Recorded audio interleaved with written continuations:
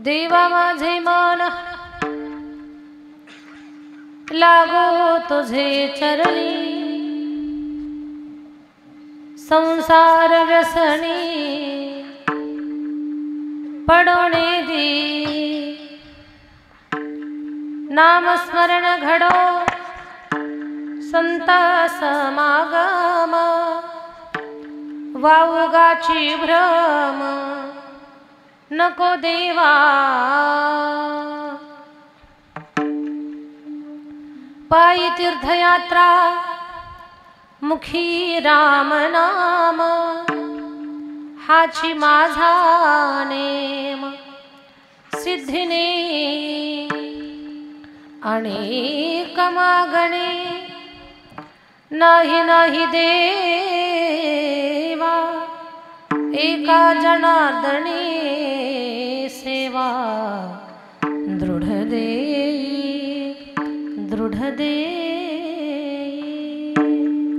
नामस्मरण घडो संत समागम, वावुगाची भ्रम नको देवा। विठ्ठल विठ्ठल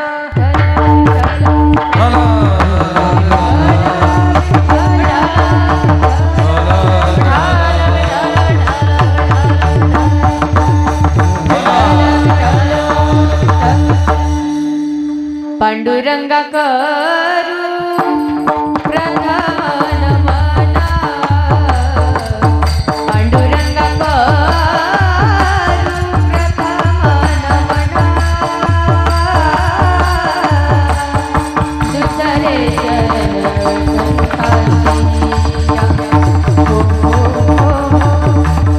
दुसरे चरण संतांची। पांडुरंगा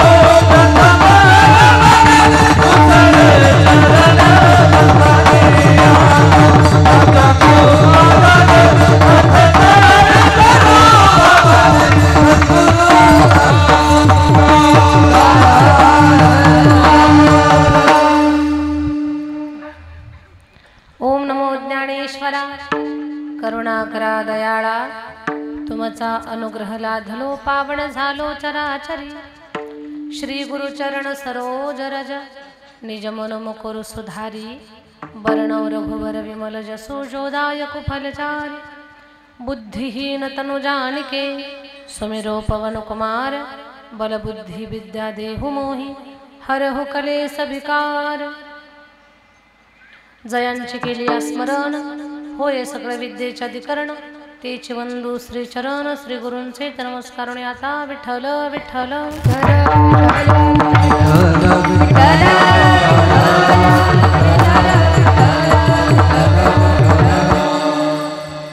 देवा माझे मन लागो तुझे चरणी संसार व्यसनी पडोने दी नामस्मरण घडो संत समागम वावू गाची भ्रम नको देवा प्रस्तुत कीर्तन रूपी सेवेसाठी निवडलेला अभंग महान भागवत भक्त श्रीमंत संत शांतीचे सागर पैठण निवासी शांतीब्रह्म एकनाथ महाराज नाथ महाराजांचा चारचरणाचा फार सुंदर भाव व्यक्त करणारा अभंग की या अभंगाच्या माध्यमातून एक भक्तीची दिशा भगवान परमात्माच्या कृपेला पात्र कसं झालं पाहिजे देवाकडे आपण काय विनवणी केली पाहिजे अशा खूप एक आध्यात्मिक प्रगतीसाठी ज्या काही गोष्टी गरजेच्या आहेत त्या सगळ्या गोष्टींचं चिंतन याच्यामध्ये मांडलेलं आहे।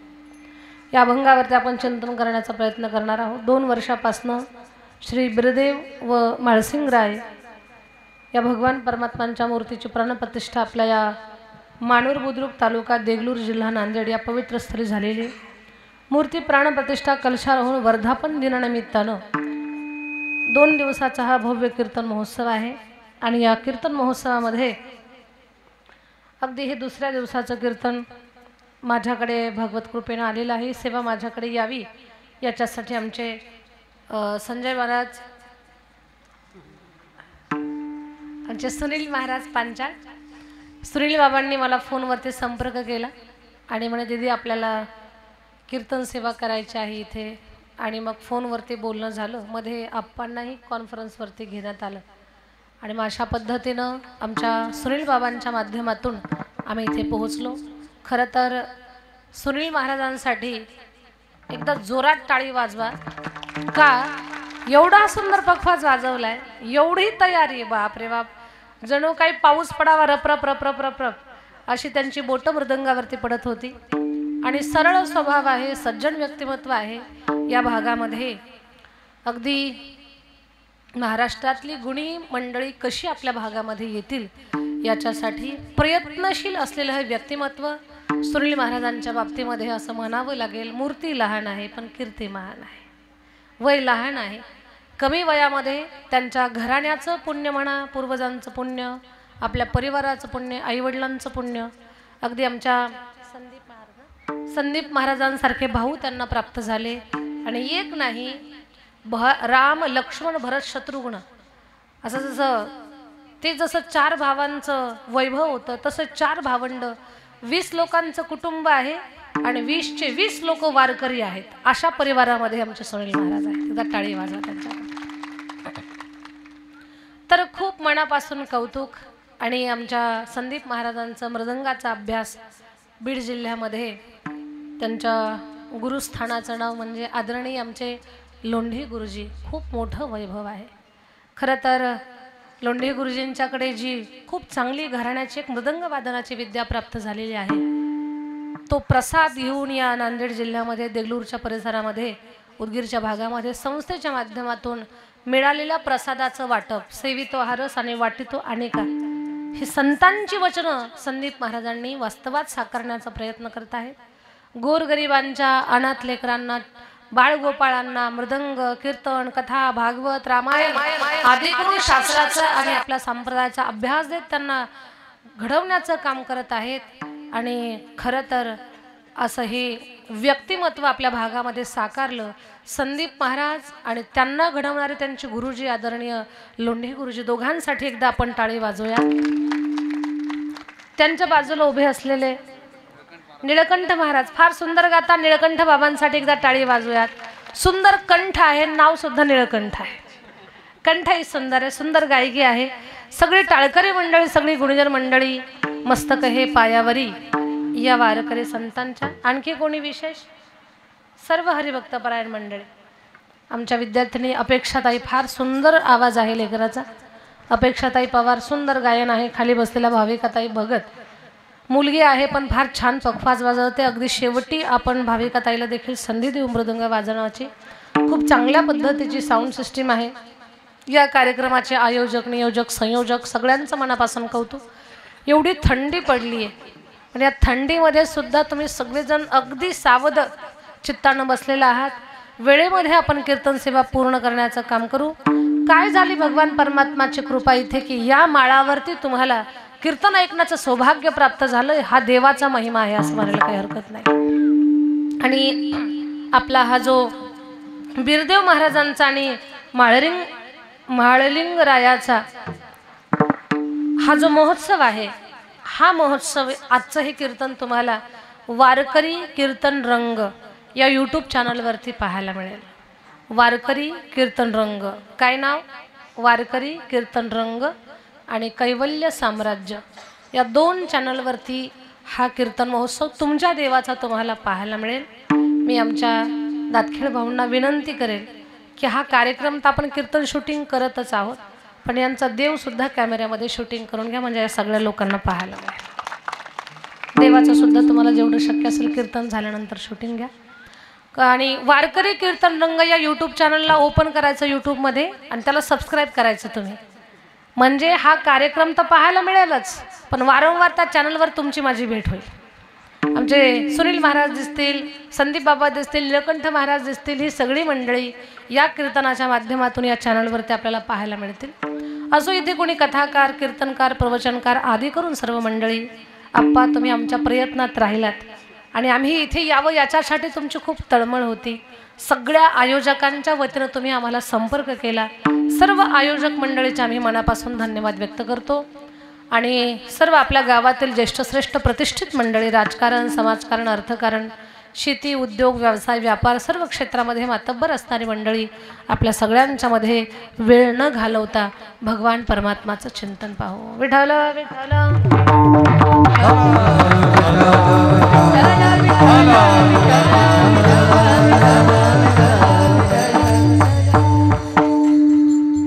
ऐका, आपले बिरदेव महाराज आणि माळिंगराय महाराज साक्षात भगवान शंकराचा अवतार आहेत.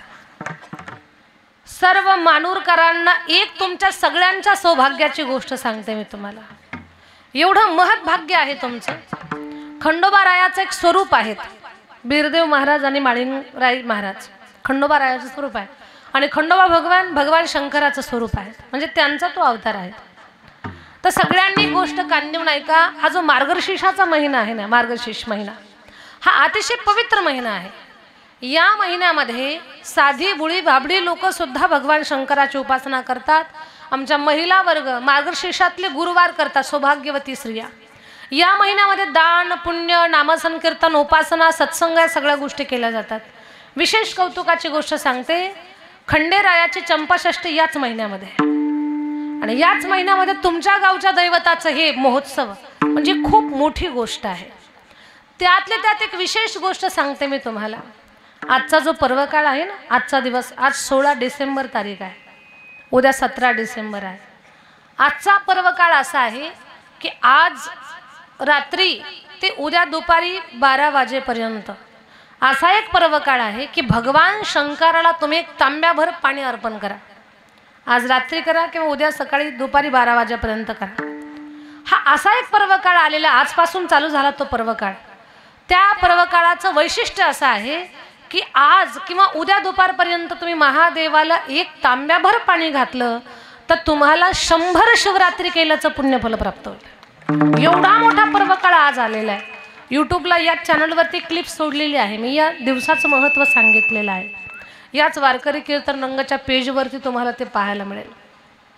16 डिसेंबर हा किती मोठा पर्वकाळ. आणि हे आपले बिरदेव महाराज सुद्धा कुणाचा अवतार आहेत? भगवान शंकराचा अवतार आहेत. खंडेरायाचं स्वरूप आहे. खंडोबा राया अगदी मणी आणि मल्ल या राक्षसांना मारण्यासाठी ज्या भगवान परमात्म्यानं दिव्य कार्य केलं, गोर गरीब लोकांच्या जीवनातले कोडे सोडवण्यासाठी जो राजरूपामध्ये राहिला अगदी एक सामान्य परिवारात मेंढपाळाची मुलगी बानोबाई तिच्या प्रेमामध्ये भगवान परमात्मा पडला, तिची भक्ती पाहून तिचा स्वीकार केला आणि मेंढपाळाचा गौरव करण्याचं काम भगवान या खंडेरायानं केलेलं आहे।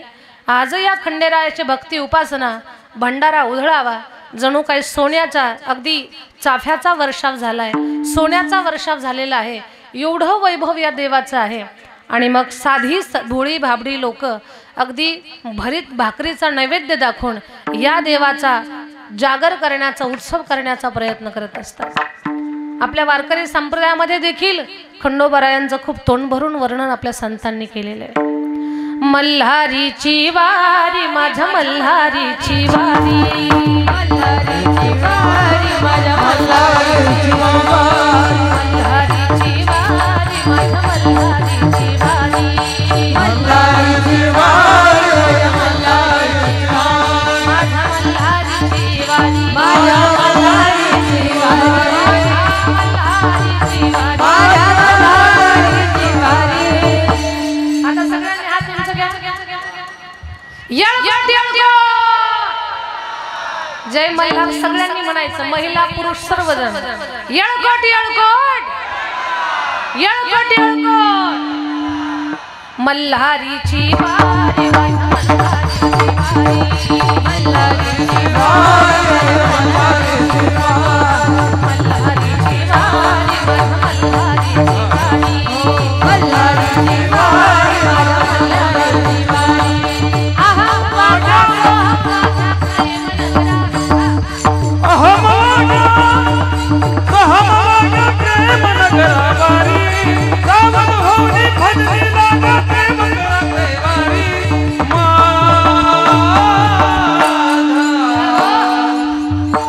मल्हारीची माझ्या मल्हारीची वारी,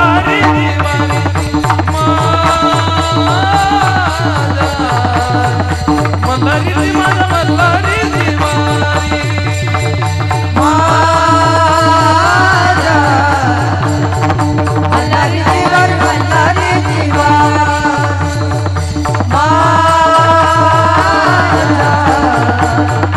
मल्हारीची वारी मल्हारीची वारी। अहो माझ्या प्रेम नगरावारी, सावध होवली भजली लागा देव करा कैवारी,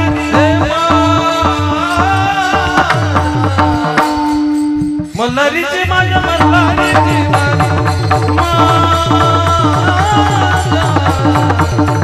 मल्हारीची माझ्या मल्हारीची वारी, मल्हारीची वारी मल्हारीची वारी,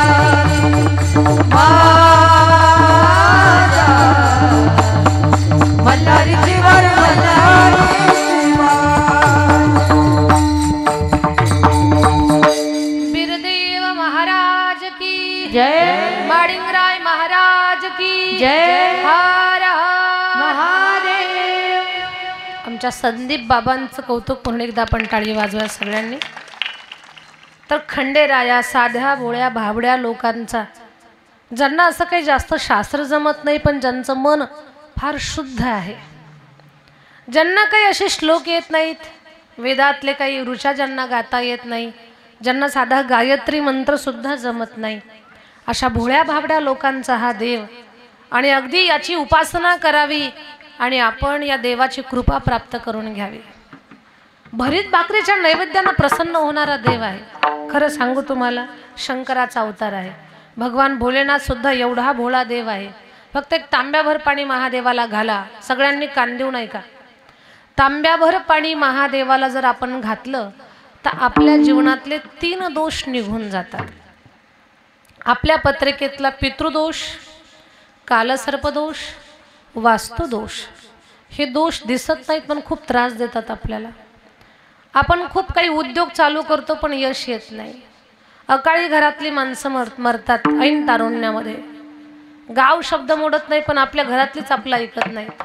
अन्नधान्याचे पोते जेवढे भरलेले आहेत तेवढेच पोते औषध गोळ्यांचे जर भरलेले असतील तर हा पितृदोषाचा प्रकोप आहे, हे पितृदोषाचं लक्षण आहे। मग या पितृदोषातून आपल्याला कोण मुक्त करणार? साधा सरळ उपाय आहे।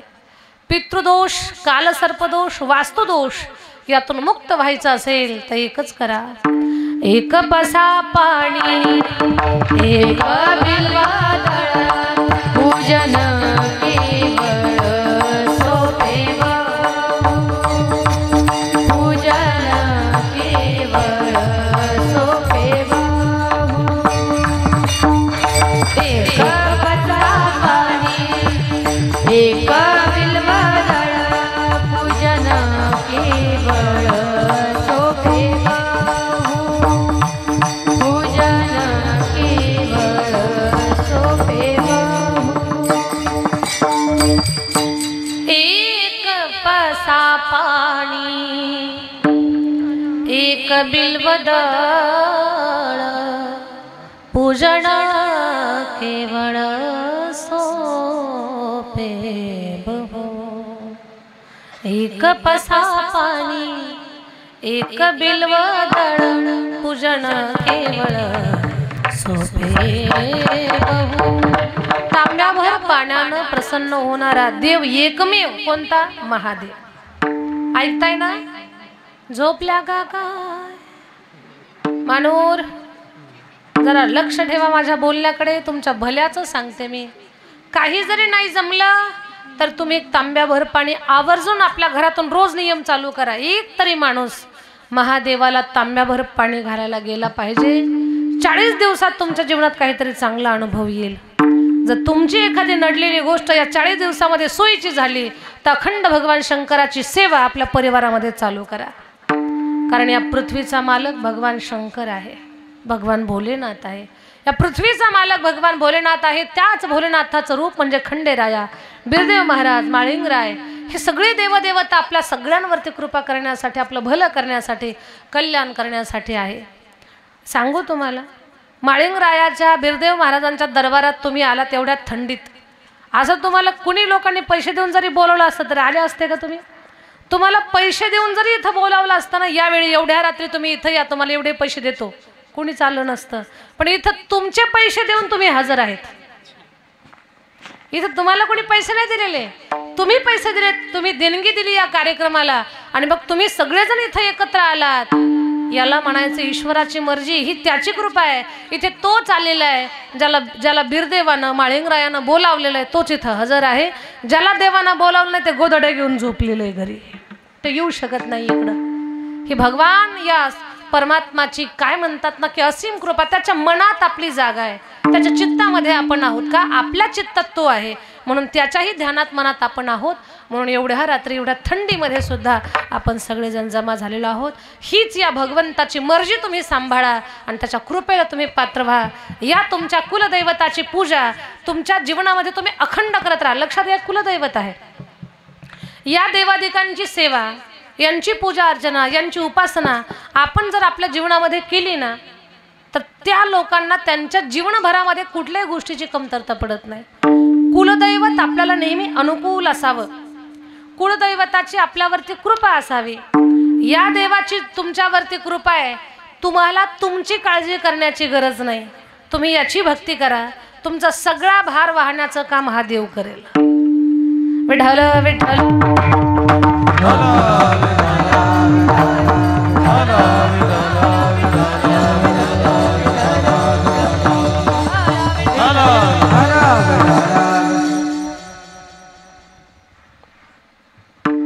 बिरदेवाच्या, माळिंगरायाच्या सेवेमध्ये निवडलेला अभंग आहे शांतीब्रह्म एकनाथ महाराजांचा. एकनाथ महाराजांचं कौतुक सांगते मी माझ्या ताई दादांनो तुम्हाला. वारकरी संप्रदायामध्ये संत पंचायतन आहे.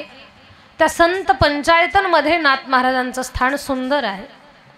नाथ महाराज असे संत आहेत की त्यांच्या द्वारामध्ये भगवान परमात्मा द्वारपालकी करतोय.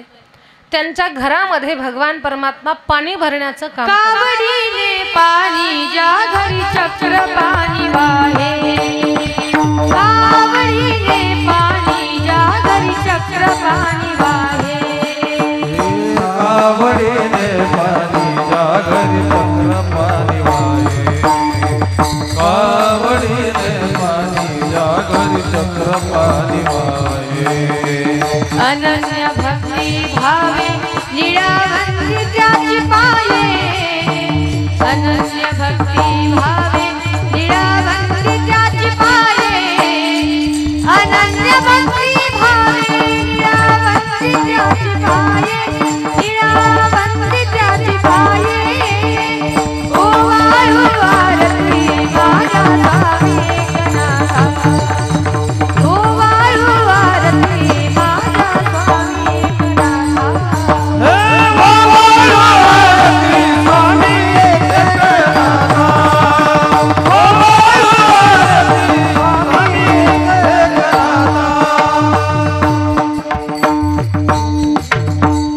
आमच्या अपेक्षाताईंचं कौतुक म्हणून त्यांच्याकरिता टाळी वाजवूयात. सर्वांनी प्रेमाने टाळी वाजवा. कावडीने पाणी ज्या घरी चक्र पाणी वाहे, विश्वाचा मालक नाथ महाराजांच्या घरी कावडीनं पाणी भरण्याचं काम करतो. नाथ महाराजांची महती अगाध आहे. एक छोटंसं उदाहरण सांगते तुम्हाला, कान देऊ नाही का सगळ्यांनी. नाथ महाराजांनी जेव्हा देह ठेवला तेव्हा चौघाच्या खांद्यावरती नाथ महाराजांचं देह घेऊन निघाले. खांदेकरी किती असतात? झोपले का काय? चार खांदेकरी आले, नाथांना खांद्यावरती घेतलं. नाथांची प्रेतयात्रा निघाली. राम नाम सत्य हे राम नाम सत्य चालले. एक ती प्रेतयात्रा निघालेली आणि एक बाई आपल्या मुलीला सासरी वाटी लावत होती. तिच्या मुलीचं नवीन लग्न झालेलं होतं.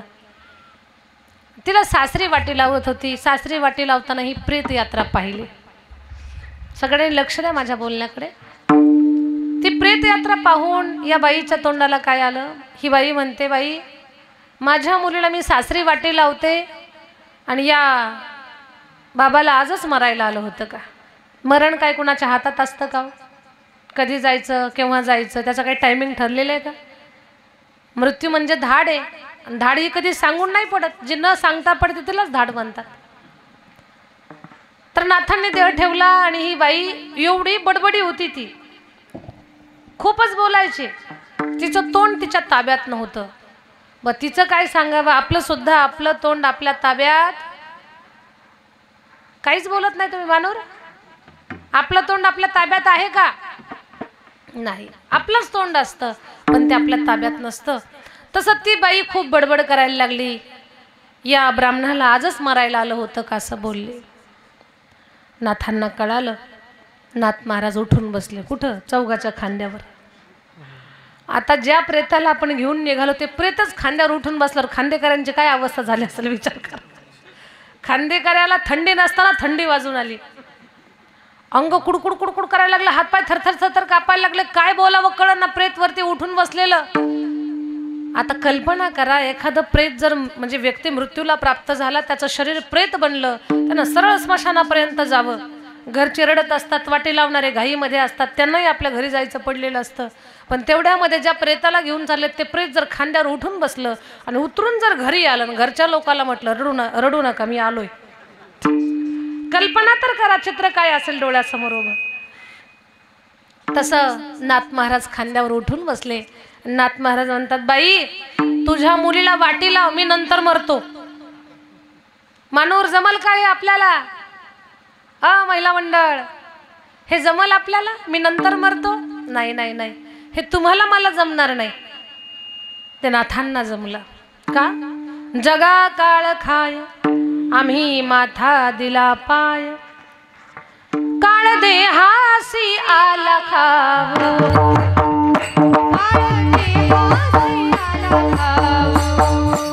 काळ देहासी आला खाव,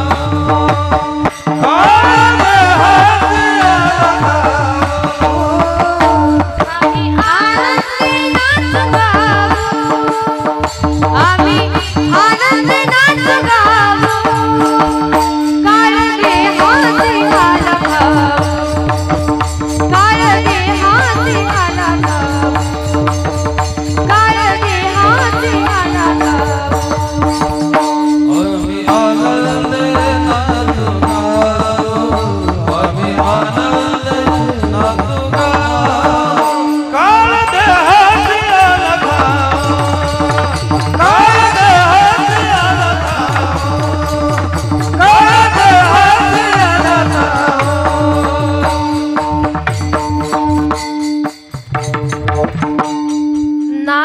बाईला म्हणतात मी नंतर मरतो. पुन्हा काही दिवसांनी नाथ महाराजांनी देह ठेवला. चौघाच्या खांद्यावर ते निघाले आणि मग ज्यांनी खांद्यावर घेतलं त्याच खांदेकरांना गर्व झाला, आम्ही नसतो तर. असा गर्व कधी आपण आपल्या मनामध्ये येऊ द्यायचा नाही, कारण या जगामध्ये कुणा वाचूनच कुणाचं काही काम थांबत नाही. भगवान परमात्मानं बनवलेली सृष्टी आहे, त्यानं हे सगळे उभं केलेलं आहे. कुठे काय करायचं काय नाही करायचं हे सगळं त्याच्या नियोजनामध्ये आहे. मग ते म्हणतात की आम्ही नसतो तर. नाथ महाराजांना कळालं, यांना गर्व झाला. नाथ महाराज म्हणतात भाऊकी जरा थांबा, मला तुमच्या खांद्यावर जायचं नाही, तुमचे खांदे खूप टोचतायत मला. नाथ महाराज उतरले आणि गोदावरीमध्ये जाऊन त्यांनी जलसमाधी घेतली. तिथून एक कमळाचं फूल बाहेर आलं, त्याची समाधी पैठण क्षेत्राला आहे. फुलं मंजुळा काय असेल त्याची समाधी बनवलेली आहे. एकच सांगायचं आहे मला, काळावर ज्यांनी ताबा मिळवला नवल नाही, काळाचा बाप ज्यांनी राबवला ते नाथ महाराज. नाथ महाराज महान विभूती आहेत, महान संत आहेत. नाथ महाराज आपल्या दैवताला, आपल्या श्रद्धास्थानाला आपण किती भजलं पाहिजे, त्याची किती पूजा अर्चना केली पाहिजे, आणि आपल्या सेवेच्या बदल्यामध्ये त्याला आपण काय मागितलं पाहिजे, त्याच्याशी काय संवाद केला पाहिजे. आता बिरदेव महाराजांची माळलिंगरायाची तुम्ही जी यात्रा भरवलेली आहे 2 दिवसाची, हा जो महोत्सव कीर्तन महोत्सव देवाच्या दरबारामध्ये उभा केलेला आहे तुम्ही, या महोत्सवाच्या माध्यमातून तुम्ही एकच या बिरदेवाला प्रार्थना करायची. काय प्रार्थना करायची? देवा अभंगाचं पहिलं चरण, देवा माझे मन लागो तुझे चरण, देवा माझे मन लागो तुझे चरण, देवा माझे मन लागो तुझे चरणी, देवा माझे मन लागो तुझे चरणी, देवा माझे मन लागो तुझे चरण, देवा माझे मन लागो तुझे चरण, देवा माझे मन लागो तुझे चरणी, देवा माझे मन लागो तुझे चरणी.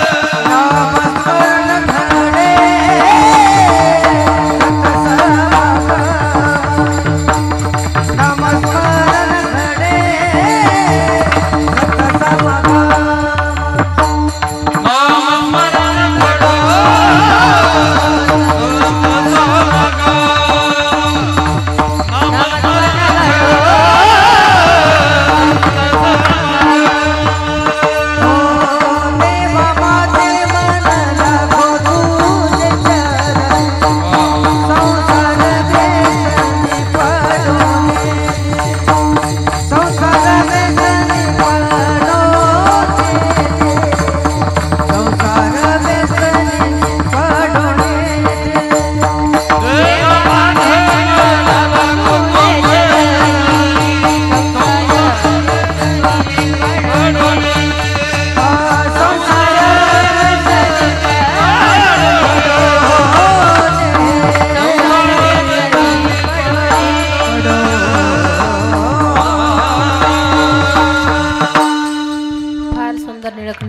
फार सुंदर, फार सुंदर. देवा माझे मन लागो तुझे चरणी, संसार व्यसनी पडोने दी. बिरदेवाला, माळिंगरायाला काय प्रार्थना करायची? देवा माझं मन तुझ्या चरणावर लागू दे. बरं, मनाबद्दलच का बोलतात? हे माणसाचं मन परमार्थात उन्नत व्हायचं असेल, देवादिकांची कृपा प्राप्त करायचं असेल तर मन भगवंताकडे लागणं फार गरजेचं आहे. नाहीतर शरीरानं तुम्ही पूजा करताय आणि मन शेतामध्ये पाणी भरतंय, जमणार नाही. मनात भावच नाही तर तिथे देव कसा पावणार आहे. मनी नाही भाव म्हणे देवा मला पाव. मन चांगली पाठ केलेली आपण, पण ही आपल्या अंमलामध्ये आली पाहिजे. शुद्ध भावाशिवाय भगवान आपल्याला त्याचं स्वरूप कळणार नाही. हे मन त्याच्या चरणावर लागणं फार गरजेचं आहे. हे मन असं आहे ना माझ्या ताई दादांनो, परमार्थ करा किंवा प्रपंच करा, परमार्थात जर तुम्हाला पुढे जायचं तर मनच देवाच्या चरणी एकाग्र करावं लागेल, आणि प्रपंचात पुढे जायचं असेल तर मन लावून प्रपंच करावा लागेल. मन एकाग्र केल्याशिवाय कोणत्याही क्षेत्रामध्ये माणसाला यश मिळत नाही. कुठल्याही क्षेत्रामध्ये यशस्वी व्हायचं असेल तर मनाची एकाग्रता फार गरजेची. स्वयंपाक करताय तुम्ही, सुंदर स्वयंपाक बनवण्यासाठी त्या स्वयंपाकात मन पाहिजे. नाही तर अर्ध लक्ष मोबाईलकडे आणि अर्ध स्वयंपाकाकडे. का मोबाईलमध्ये पाहून भाजी करते बिचारी.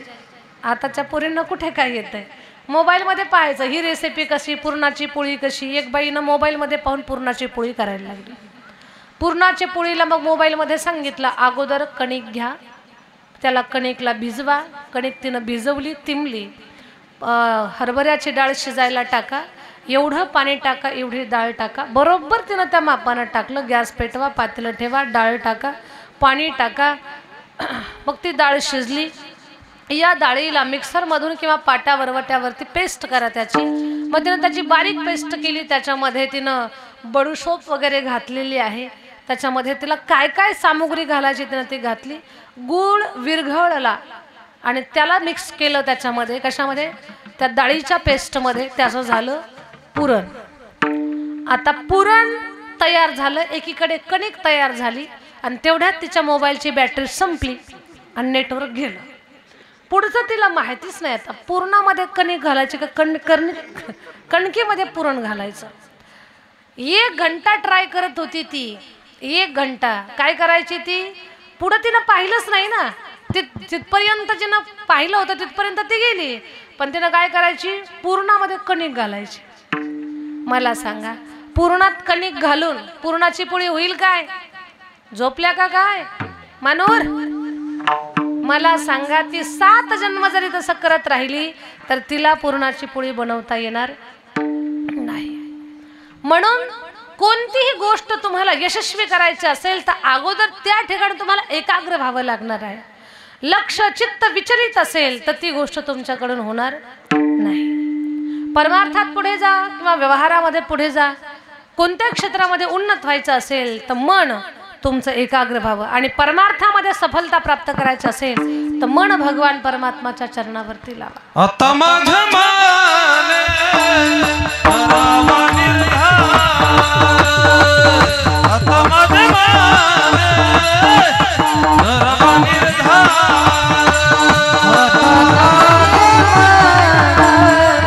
करावा निर्धार, आता माझे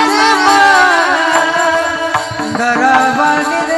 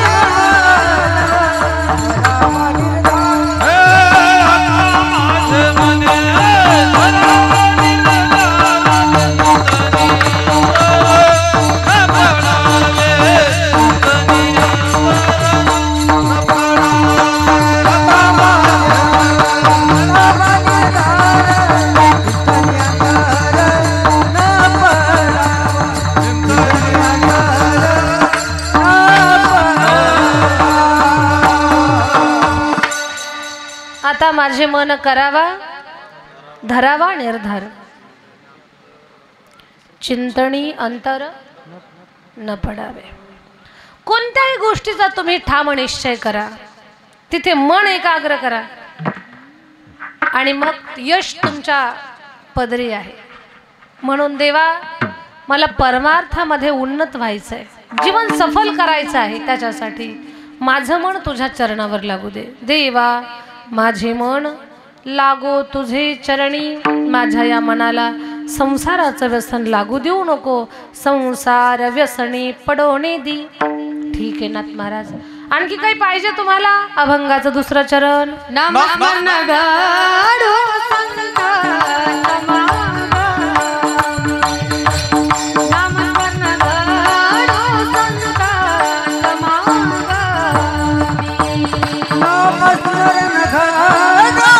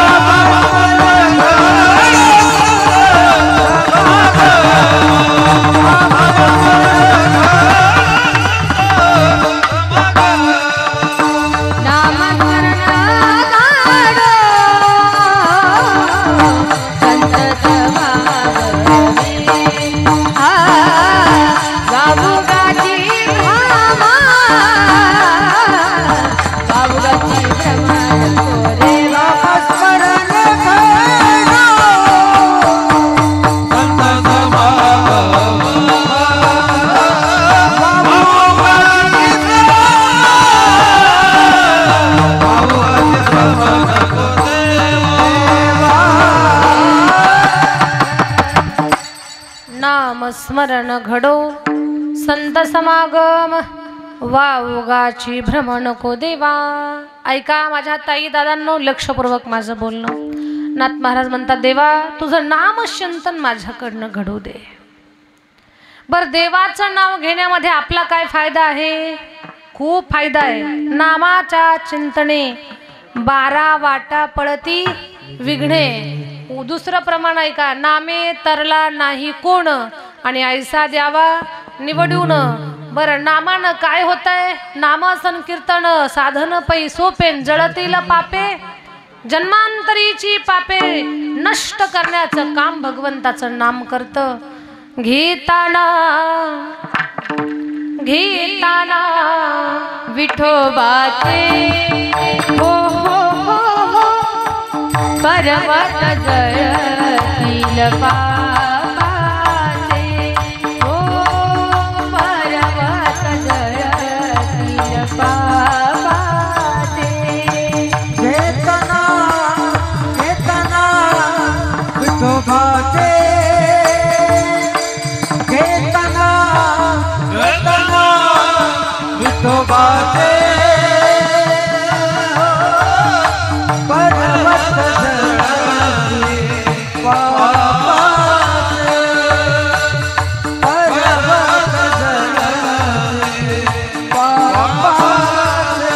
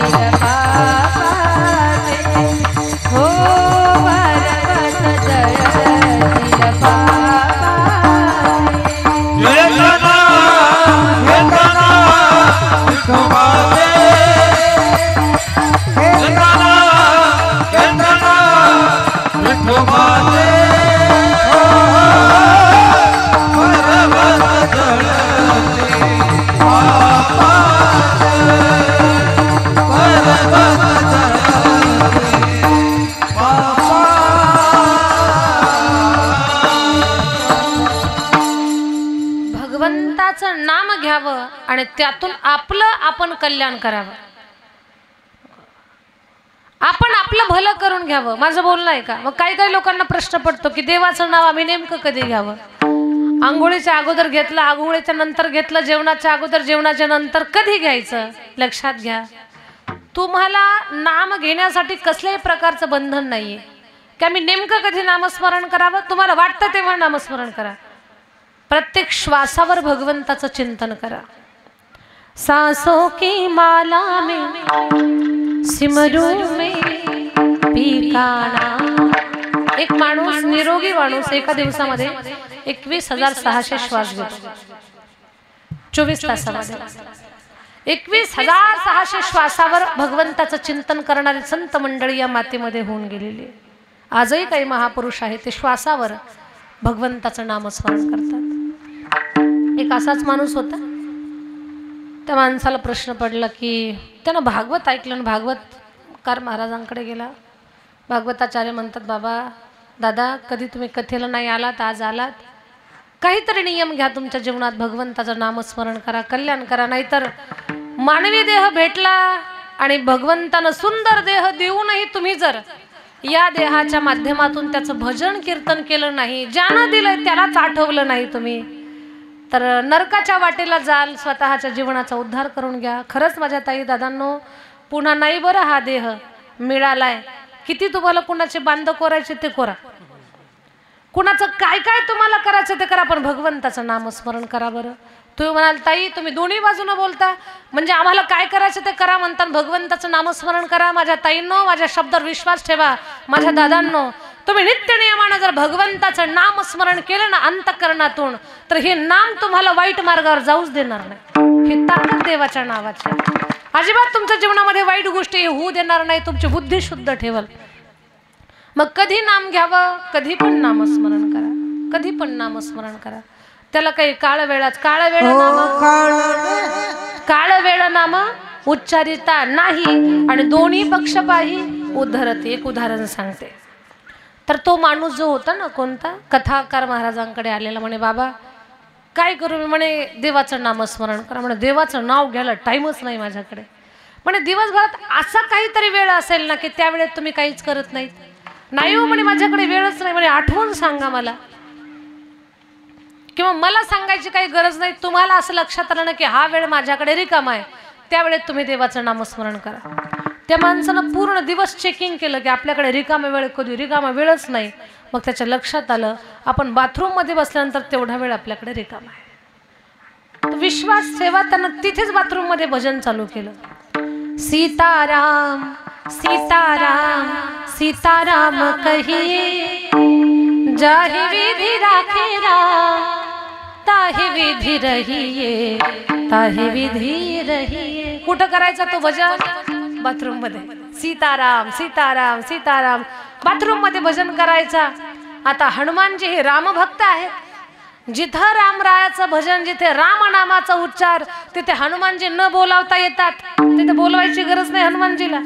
मग हे बाथरूम मध्ये, हनुमानजी बाथरूमच्या बाहेर, हनुमानजी भजनात दंग, सीताराम सीताराम. आणि ते बाथरूम आटोपून बाहेर आलो. हनुमानजीला वास आला घाणेरडा. असा पाठीत धपाटा घातला त्याच्या धडामक. हनुमानजी म्हटले, मूर्खा, एवढ्या घाणेरड्या जागेवर देवाचं नाव घ्यायचं असतं का?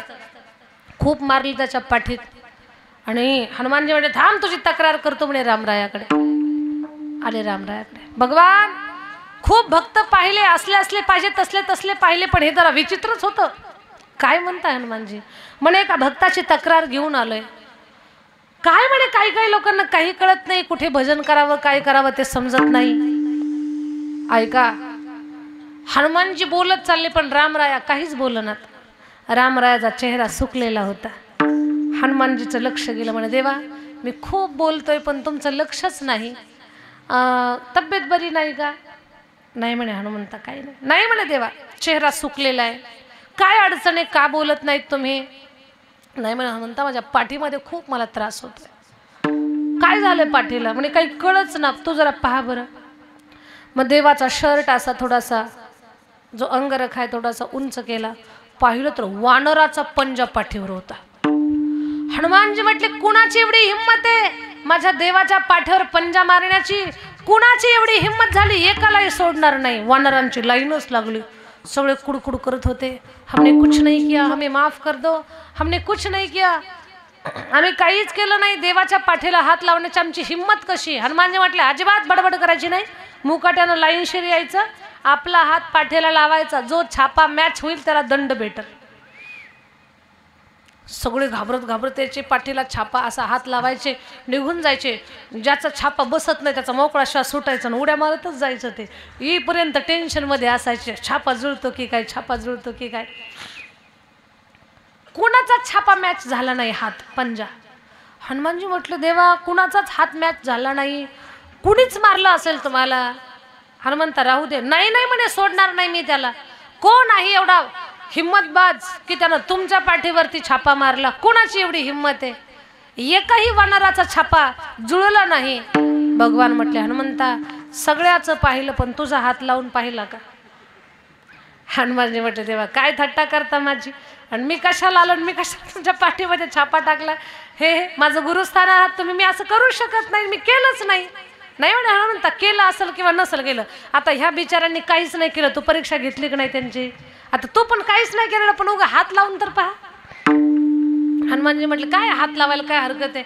मग हनुमानजीनं जसा देवाच्या पाठीच्या छाप्याला हात जुळवला, हातच मॅच झाला. हनुमानजी म्हटले देवा हे झालंय काय, मी तर काहीच केलं नाही आणि तुमच्या पाठीच्या छाप्यासोबत माझा हाताचा छापा जुळतोयच कसा, मला सांगा माझ्याकडनं काय चुकलंय. म्हणे काही नाही हनुमंता राहू दे आता. नाही नाही म्हणे देवा राहू दे, नाही मला सांगावंच लागेल तुम्हाला नेमकं माझं चुकलंय काय. भगवान म्हटले हनुमंता सकाळी कुणाच्या पाठीत तो गुद्दा घातलास का. हा म्हणे देवा ते तर सांगायला आलो होतो की एक येड बसलो होतं बाथरूम मध्ये भजन करत, त्याला कळतच नाही कुठं भजन करा, असा धपाटा घातला पाठीत. म्हणे तोच मला लागलाय. म्हणे कसं काय. हनुमंता जेव्हा एखादा नामधारक, एखादा साधक, एखादा भक्त माझं भजन करतो ना, तेव्हा त्याचं स्वरूप माझ्या स्वरूपाशी एकरूप झालेलं असतं. तो नाही राहिलेला, तो माझं भजन करतो ना, मग त्याच्यावर जे काही कृती क्रिया काय होणार ना, त्या सगळे इफेक्ट माझ्यावरती होत असतात.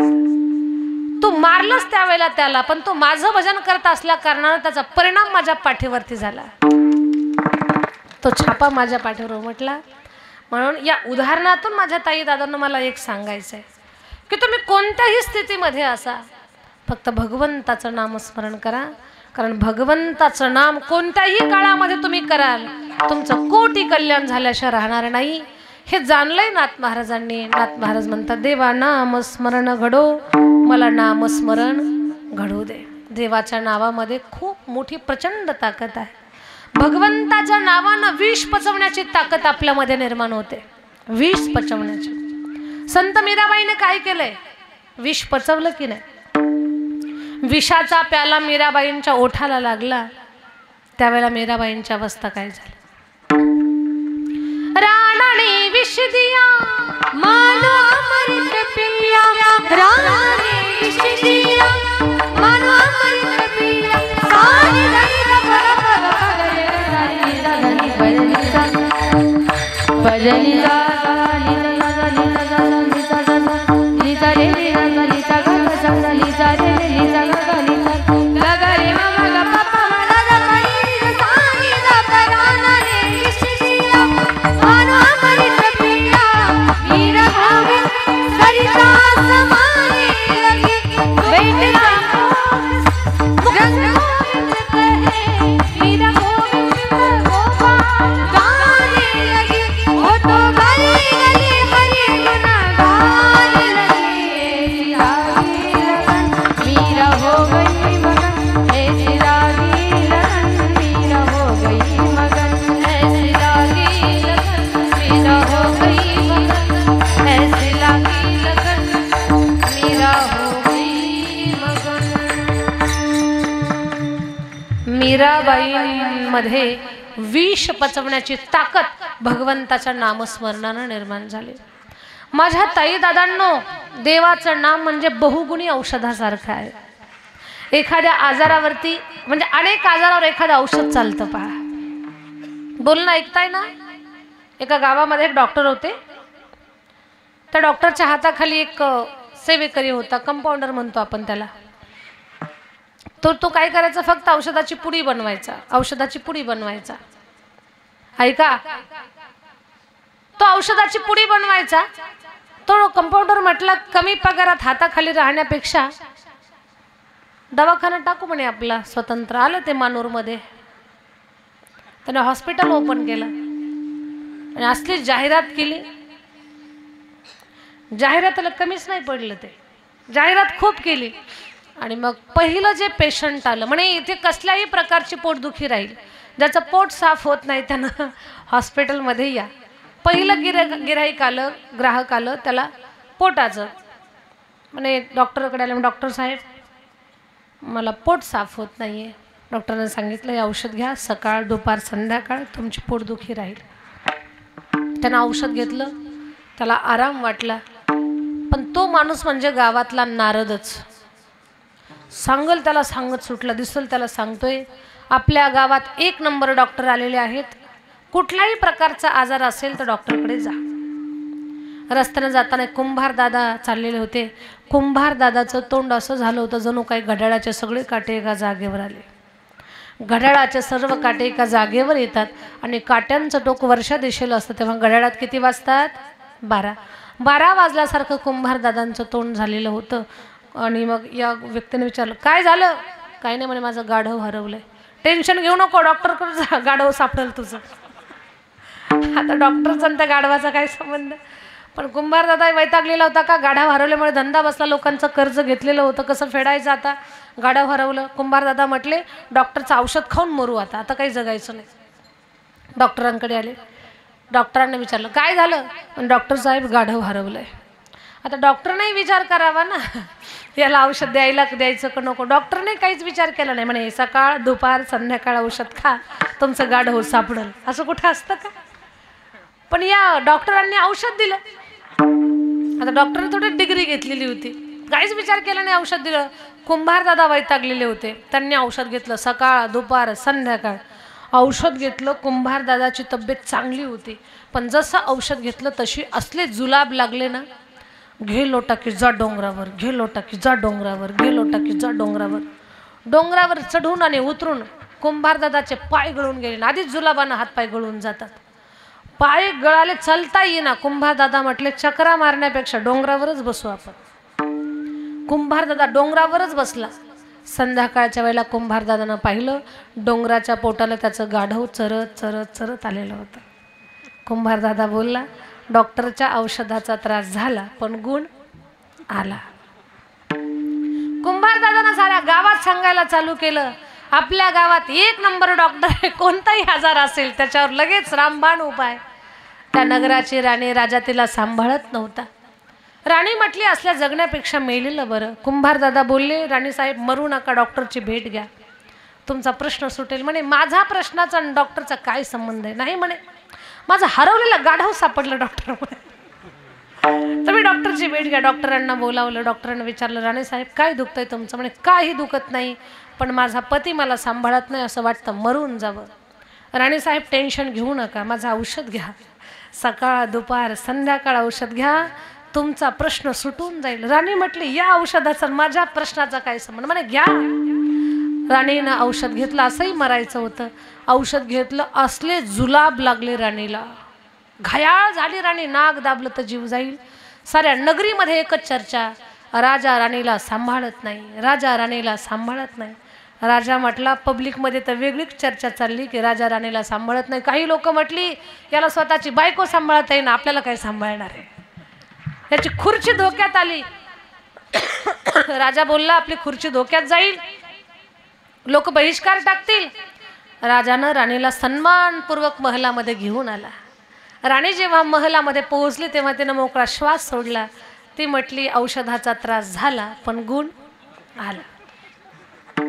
तोच राजा, त्या राजाच्या राज्यावर दुसऱ्या राजानं आक्रमण करायचं ठरवलं.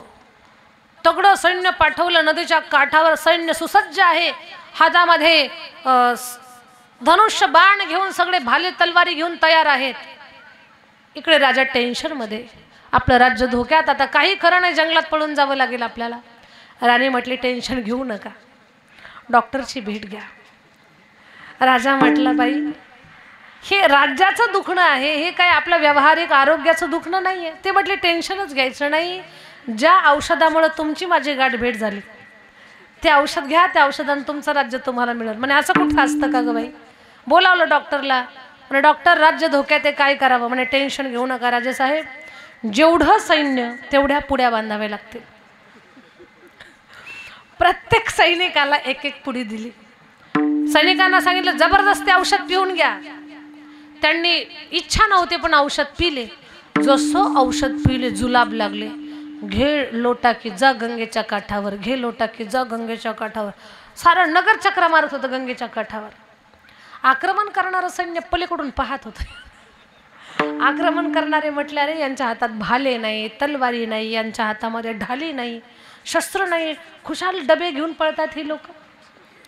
बहुतेक या नगरीमध्ये साथीचा रोग आला असेल. आपणही जर यांच्यामध्ये गेलो तर त्या साथीच्या रोगाची लागण आपल्यालाही होईल. पुन्हा अटॅक करू, आता वापस जाऊ म्हणे. आलेलं सैन्य वापस निघून गेलं. राजाचं राज्य साबूत राहिलं. सैनिकांना औषधाचा त्रास झाला पण गुण आला. जसं एक औषध अनेक आजारावरती अनेक गोष्टीवरती चालतं, तसं माझ्या भगवंताचं नाम हे रामबाण आहे. तर आपल्या जीवनातली कोणतीही समस्या असू द्या, त्या समस्येचं समाधान म्हणजे भगवंताचं नाम. एक सोपं सांगते माझ्या ताईंनो, अखंड नामस्मरणानं आपली काही जी दुस्तर कर्म असतात ना ती जळून खाक होतात. दुःख आपल्या जीवनात काय येतं मानूर? कधी विचार केला आपण? आपल्या जीवनात दुःख का आहे? तर आपण मागच्या जन्मामध्ये कितीतरी जन्मात केलेली चुकीची कर्म, त्या कर्माचं फळ भोगण्यासाठी आपण आलेलो आहोत. आणि ती कर्म मग चुकीची असतील तर आपल्या जीवनामध्ये सगळ्या चुकीच्या घटना घडतील. चांगलं कर्म असेल तर चांगलं आपल्या जीवनामध्ये घडेल. म्हणजे काही चुकीचं कर्म आपल्या जीवनात घडलेलं, आता आपल्याला त्याचं दुःख भोगावं लागतंय. ह्या दुष्कर्माचा नाश फक्त भगवंताच्या नामानं होतो. भगवंताचं नामस्मरण करत करत करत राहिलो ना आपण, सगळं आपलं दुष्कर्म कर्म आहे ते संपतं. आणि या दुष्कर्म संपलं की आपल्या जीवनामध्ये सगळे चांगल्या घटना घडतात. म्हणून आपल्या जीवनामध्ये घडणाऱ्या वाईट गोष्टींना आळेबंद करण्यासाठी, आळा घालण्यासाठी किंवा ते नष्ट करण्यासाठी आणि सगळं जीवन सुखानं भरून टाकण्यासाठी भगवंताचं नामस्मरण करा. कसं करा? हरिमुखे म्हणा, हरिमुखे म्हणा, पुण्याची गणना कोण करी, पुण्याची गणना कोण करी, पुण्याची गणना कोण करी. सर्वांनी म्हणा, सर्वांनी हरिमुखे म्हणा,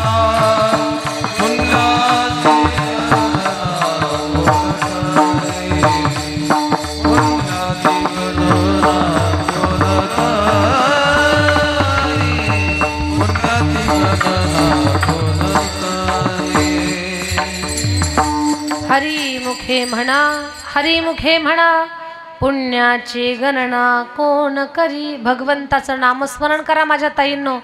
वृंदावनामध्ये प्रेमानंद महाराज नावाचे महात्मे आहेत.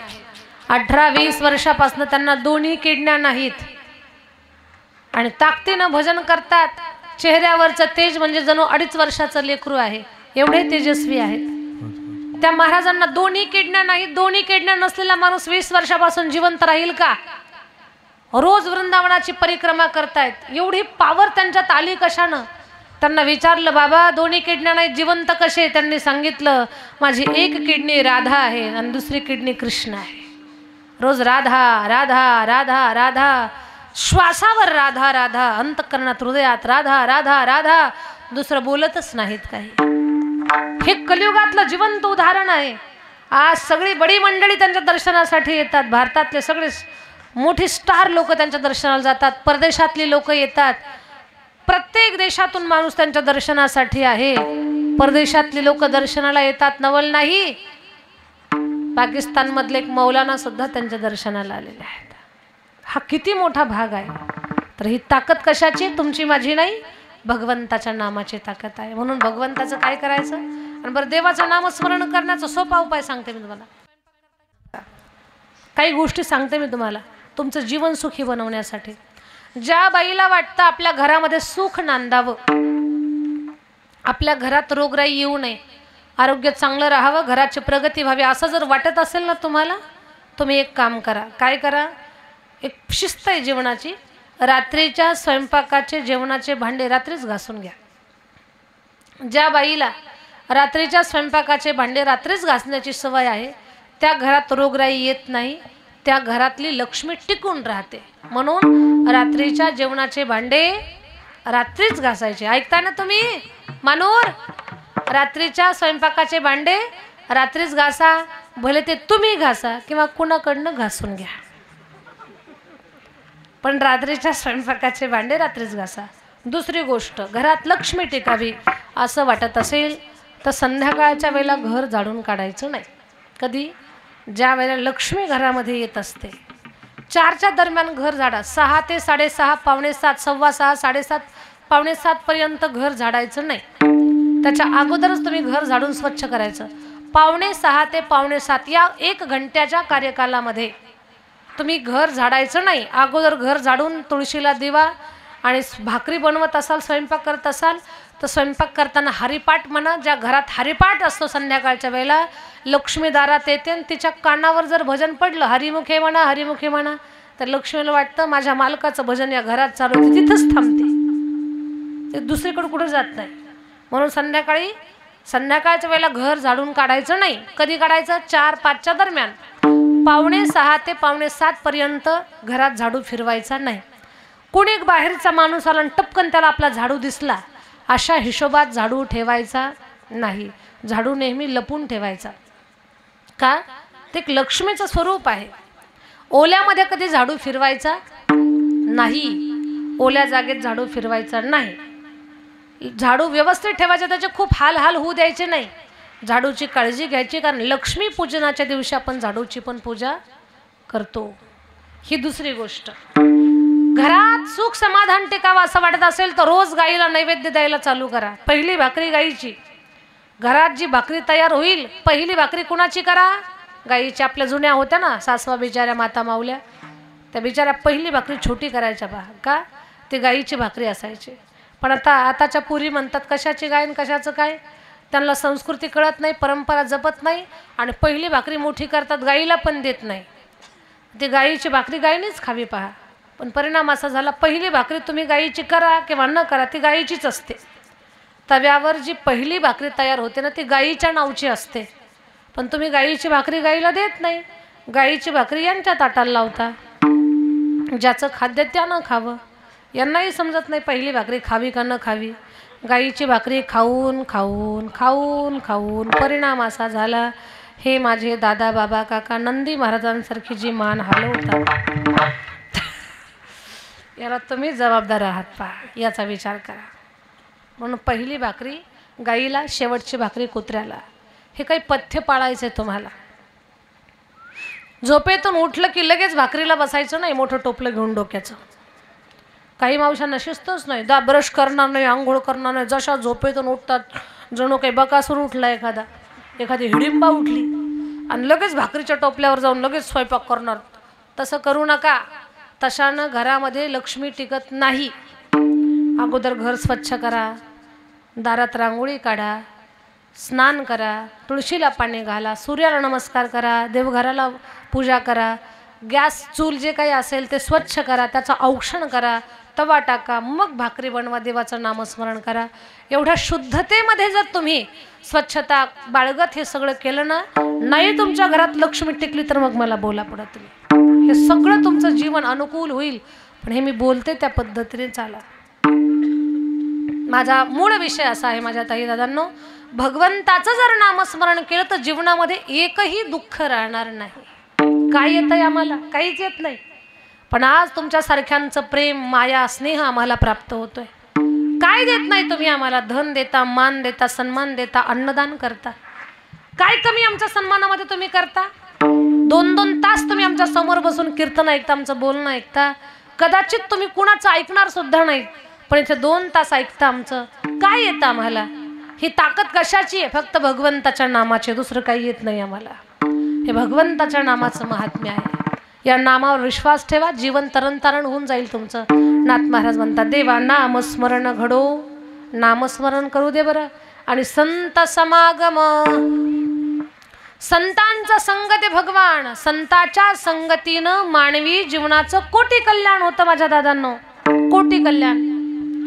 धनपाल नावाचा एक व्यक्ती होता. तो धनपाल नावाचा व्यक्ती लग्नच करत नव्हता. का? म्हणे मी देवधर्म करतोय आणि माझी पत्नी जर राक्षसी वृत्तीची माझ्या घरात आली तर माझा देवधर्म बंद पडेल, म्हणून लग्न करेना तो. ऐका सगळ्यांनी लक्ष देऊन. त्याच्या मित्रांनी सांगितलं, म्हणे अशी एक पोरगी आहे, ती म्हणते की जो 1000 ब्राह्मणांना साधू संतांना जीव घालून मी त्याच्याशीच लग्न करणार.